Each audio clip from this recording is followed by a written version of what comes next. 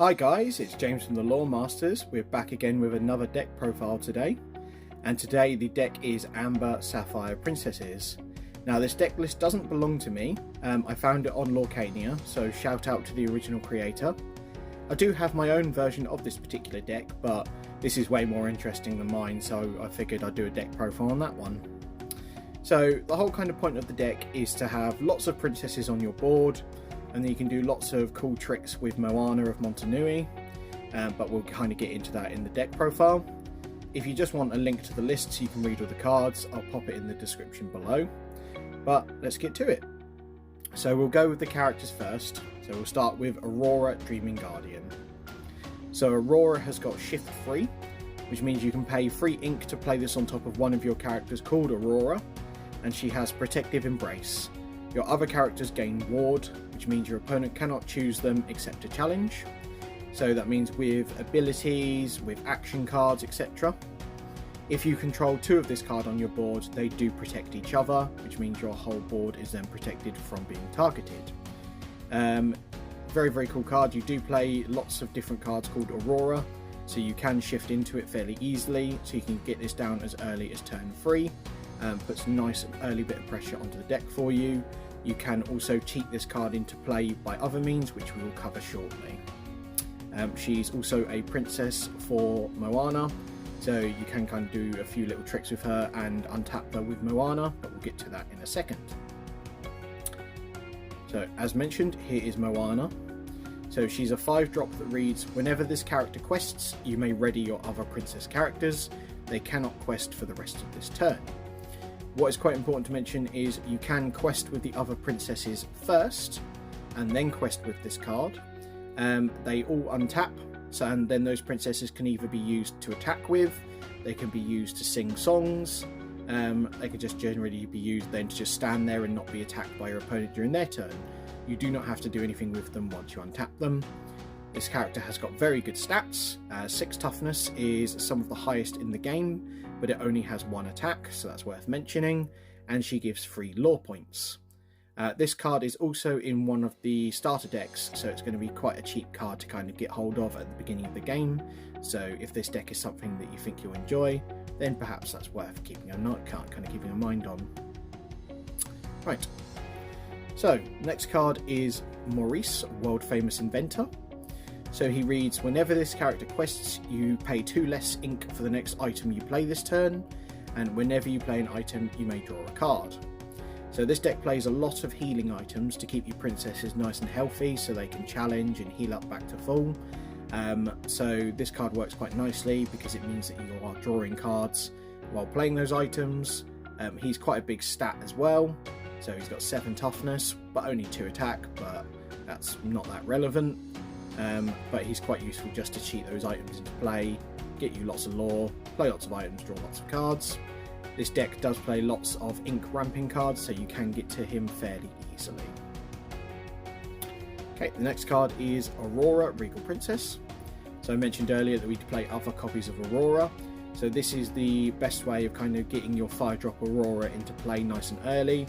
So you can play this on turn 2, and follow it up with the 5-drop Aurora by using the Shift ability on turn 3. But other than that, she's a princess for Moana. She has 2 lore pips, and she's only a 2-drop, so she's worth including in the deck anyway. So the next card is Minnie Mouse, Beloved Princess. So she's got good stats for a 2-drop, so 2 attack and 3 toughness. So she'll trade with any 1-drop generally. She's a princess, so she works with Moana, and she's in the right colour, so that's kind of why she's included in the deck. Next thing is Belle, Inventive Engineer. So first up, she is a princess as well, but she's got a similar ability to Maurice, just not as good.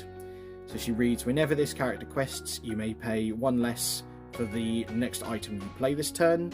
Like I said earlier, we play lots of different item cards, but she's got good stats. But because she's a princess, she's in the deck. It just works well with the items as well. So the next card is Mickey Mouse Detective. So the person who invented this deck is only running 2 copies of this card, and I can see why. They're useful to play on turn 3 just to get your ink up to a decent level, but you don't want to run too many copies of uninkable cards because then it leads to really cloggy hands.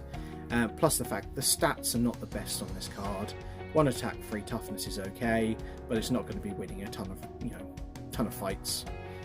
So 2 copies will be fine. Means that you see it, but you don't rely on it too much.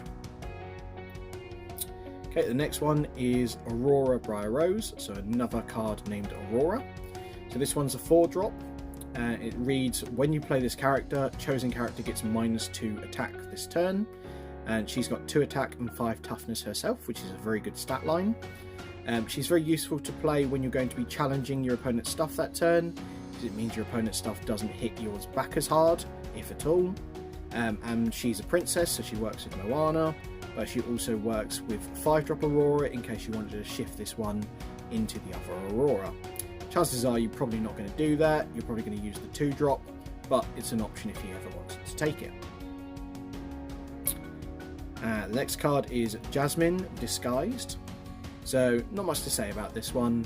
She's just a 3 cost, 3 attack, 3 toughness princess with 2 lore pips. She works with Moana, and she's good stats for her cost. Nothing much more to kind of say on that. She just works with the theme of the deck. And lastly, for the characters, is Ariel on Human Legs. So she's a 4 cost, 3 attack, 4 toughness with the ability this character can't tap to sing songs. She's got 2 lore pips, but she's just a good statted princess. The 4 toughness is very useful, especially when you're just continually healing it. But yep, it is worth mentioning the fact that she cannot sing songs, so she's not as useful as the other princesses, but she's still good enough to be included in the deck. So that is all of the characters. There's 38 in total. There are 4 action cards. So we have Just in Time. So it reads, you may play a character with cost 5 or less for free. The reason why this is played in the deck is because there is a lot of 5 cost cards. So with this card you can cheat them into play as early as turn 3. So it plays Moana, it plays the 5-drop Aurora. You can also drop the 4-drop Aurora with this and get the ability off. It's just very useful. It means that you can just cheat these cards into play and be a bit more aggressive with it. A lot of people are put off by this card because it is a -1 in terms of card advantage, because you're using 2 cards to basically play one thing. But it does mean that you get your strategy going a little bit quicker, so it is worth the inclusion, and it's a nice fun little card. Okay, so we'll go on to the songs next. So the first one is One Jump Ahead. If you've watched my Stitch deck profile, if not, check it out. This card, it features in that one as well. It reads, a character with cost 2 or more can sing this song for free. Put the top card of your deck into your inkwell face down and exerted. It's a nice little turn 2, so it means that you're getting your ink level up a bit quicker. It is uninkable, so it's not so great when you get it late game, but early game you're getting your ink on board a lot faster, which means that you're doing stuff before your opponent's doing stuff, so it is worth that inclusion. Together with the Mickey, it means that you're getting to a decent ink level quite fast. And the next one is Be Our Guest. So a character with cost 2 or more can sing this song for free. Look at the top 4 cards of your deck. You may reveal a character card and put it into your hand. Put the rest on the bottom of your deck in any order. Now this can be useful because you can search for your Moana. You can search for a card to use with Just in Time. You can also use one of your princesses to sing this song, quest with the Moana, untap that princess, and then kind of either attack or use it for another song, whatever you kind of want.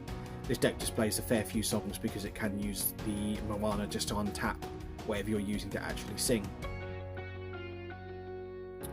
Right, the last thing is the items. So we'll go with Dingle Hopper. So it just simply reads, it's a 1-drop item, so it stays on the board for the entire game. It is tapped to remove up to 1 damage from chosen character. Quite useful in multiples, because it means that you can remove that multiple damage a turn. But it's just a nice little item to drop with Belle. It's a nice cheap item to go with Maurice as well, so you draw a card. But yeah, that's why it's kind of played, just to keep your princesses healthy, make sure that they're not being defeated in combat and they're sticking around. Coconut basket. So whenever you play a character, you may remove up to 2 damage from a chosen character. Again, this is an item, so it stays on board. With Maurice, you get to play this card for free if you quest with the Maurice. But it means that while you're continually playing characters, you can heal your princesses for free. So it means that you're challenging your opponent's stuff, keeping their board clear, and keeping your princesses nice and healthy. So it is worth the inclusion. So it's definitely kind of worth using. But in my past experience, if you don't use a lot of cheap characters, the chances of getting tons of value from this card is not too common. But like I say, it is worth an inclusion anyway. And the last thing is 2 copies of Lantern.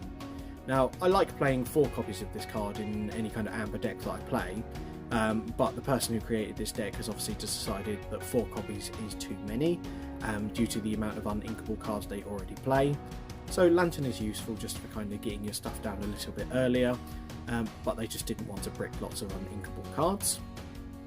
Okay. So it's worth kind of mentioning that the person who created this deck is choosing not to play Let It Go. That could be just through personal choice, because they don't want to ramp their opponent's ink up.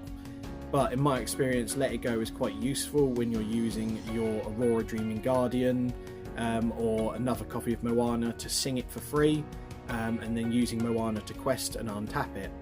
But you also run Maurice as well, which means that you can use it for that. But obviously the person who created this deck has decided that they didn't want to use it, which is fair enough, but it's just something you can consider anyway. But yeah, that is the deck list. So hopefully you've enjoyed it. If there's any other cool deck lists that I kind of find that I want to share with you guys, I'll make sure to do so. But yeah, please give us a like, please subscribe to the channel, because there's lots more gameplay, lots more deck profiles coming out, especially as more and more cards get revealed. So I'll catch you next time. Bye!